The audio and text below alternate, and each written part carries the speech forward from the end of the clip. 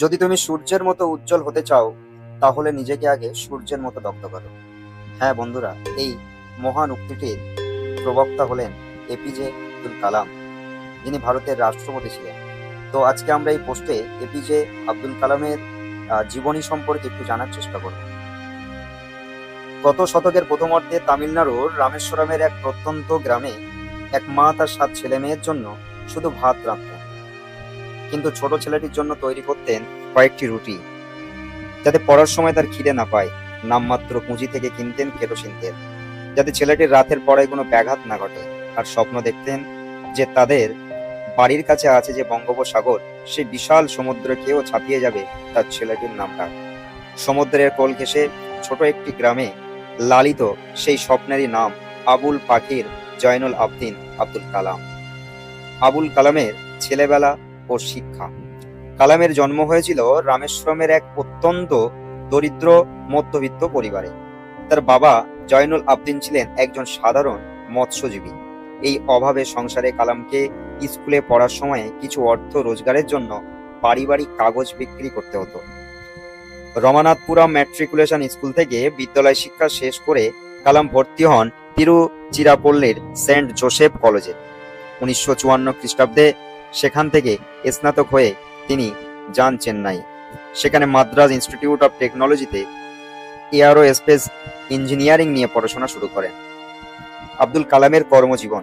1960 খ্রিস্টাব্দে Abdul Kalam defence research and development অর্গানাইজেশনের অধীনস্থ অ্যারোনটিক্যাল ডেভেলপমেন্ট এস্টাবলিশমেন্টে একজন বিজ্ঞানী হিসেবে যোগ দেন। এই সময়ে তিনি ভারতের প্রবাদ প্রতিম মহাকাশ বিজ্ঞানী বিক্রম সারাভাই, অধ্যাপক সতীশ ধাওয়ান প্রমুখের সান্নিধ্যে আসেন। 1963 থেকে 64 খ্রিস্টাব্দে মাত্র একবারই কালাম গিয়েছিলেন মার্কিন মহাকাশ গবেষণা কেন্দ্র নাসাতে। 1969 খ্রিস্টাব্দে আব্দুল কালাম যোগ দেন ইসরোতে। প্রথম ভারতীয় মহাকাল উৎক্ষেপণযান এসএলভির প্রকল্প আধিকারিক ছিলেন স্বয়ং কালাম। কৈশোরে বিমান চালক হওয়ার স্বপ্ন দেখা আব্দুল কালাম হয়ে উঠেছিলেন ভারতের মিসাইল ম্যান। অগ্নি, বৃত্তি ইত্যাদি তারই সফল সৃষ্টি। 1992 থেকে 1999 খ্রিস্টাব্দ তিনি ছিলেন প্রধানমন্ত্রীর মুখ্য বিজ্ঞান বিষয়ক পরামর্শদাতা এবং প্রতিরক্ষা গবেষণা ও উন্নয়ন সংস্থার সচিব। ভারতকে পরমাণু শক্তিধর দেশে পরিণত করেছিল যে ফখরজান বিস্ফোরণ, তারও মূল কারিগর ছিলেন তিনি। কালামের নিরপেক্ষ মানসিকতা। আব্দুল কালাম ধর্মনিরপেক্ষ মানসিকতার অধিকারী ছিলেন। খুব অল্প বয়সে থেকেই তিনি ধর্মনিরপেক্ষ মনোভাবের পরিচয় দিয়েছেন। ছেলেবেলা থেকে তিনি মসজিদে নামাজ পড়ার পাশাপাশি হিন্দুদের মন্দিরে গিয়ে গান শুনতেন। তো রাষ্ট্রপতি হিসেবে কালাম 2002 খ্রিস্টাব্দের 25 জুলাই পরবর্তী 5 বছরের জন্য আব্দুল কালাম ভারতের 11তম রাষ্ট্রপতি হিসেবে শপথ গ্রহণ করেন। তিনি প্রথা ভেঙে রাষ্ট্রপতি ভবনের দরজা খুলে দিয়েছিলেন সকলের জন্য, বিশেষত বাচ্চাদের জন্য। শিক্ষক হিসেবে কালাম শুধু বিজ্ঞানী নন, কালাম ছিলেন আদর্শ শিক্ষকও। তাই রাষ্ট্রপতির মেয়াদ করে কালাম ফিরে যান অধ্যাপনায়। শিলং, ইন্দোর এবং আহমেদাবাদের ইন্ডিয়ান ইনস্টিটিউট অফ ম্যানেজমেন্ট, ভারতীয় মহাকাশ গবেষণা কেন্দ্র, বেনারস হিন্দু বিশ্ববিদ্যালয়, আন্না বিশ্ববিদ্যালয়ে অতিথি অধ্যাপক হিসেবে তিনি নিয়মিত পড়াতেন। আব্দুল কালাম রচিত বিভিন্ন গ্রন্থ সমূহ। তাঁর রচিত গ্রন্থগুলির মধ্যে সর্বাপেক্ষা উল্লেখযোগ্য হল তাঁর আত্মজীবনীমূলক রচনা উইংস অফ ফায়ার। এই গ্রন্থে তিনি নিজের ছেলেবেলার কথা অত্যন্ত সহজ ও আকর্ষণীয় ভাষায় আলোচনা করেছেন। এছাড়াও তার রচিত বিখ্যাত কিছু গ্রন্থ হল turning points, United minds, for your future ইত্যাদি গ্রন্থ উল্লেখযোগ্য।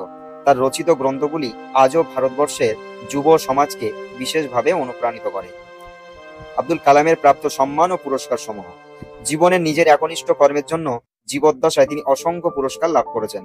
এগুলির মধ্যে উল্লেখযোগ্য রামানুজন পুরস্কার, বীর সাভারকার পুরস্কার, Hoover medal, Indira Gandhi award for national integration ইত্যাদি।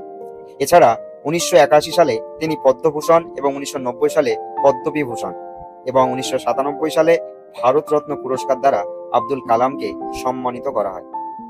উপসংহার। 2015 খ্রিস্টাব্দের 27 জুলাই শিলংয়ে বক্তৃতা দিতে দিতেই জ্ঞান হারিয়ে এই বিখ্যাত মানুষটি চিরনিদ্রায় চলে যান। কালাম তার বিজ্ঞান সাধনার দ্বারা দেশকে পৌঁছে দিতে চেয়েছিলেন আত্মবিশ্বাস ও শক্তির শিখরে। ভারতবর্ষ তার এই জ্ঞানী সন্তানের অভাব কখনোই পূরণ করতে পারবে না। তো বন্ধুরা, এরকম বিভিন্ন মনীষীদের জীবনী আলোচনা শুনতে এবং বিভিন্ন ক্লাসের বিভিন্ন সিলেবাসের অন্তর্গত পাঠ্য বিষয়গুলোর আলোচনা শুনতে আমাদের এই অ্যাম্বিশন এক্সক্লুসিভ চ্যানেলটিকে সাবস্ক্রাইব করে রাখবেন। দেখা হবে আবার নেক্সট ভিডিওতে।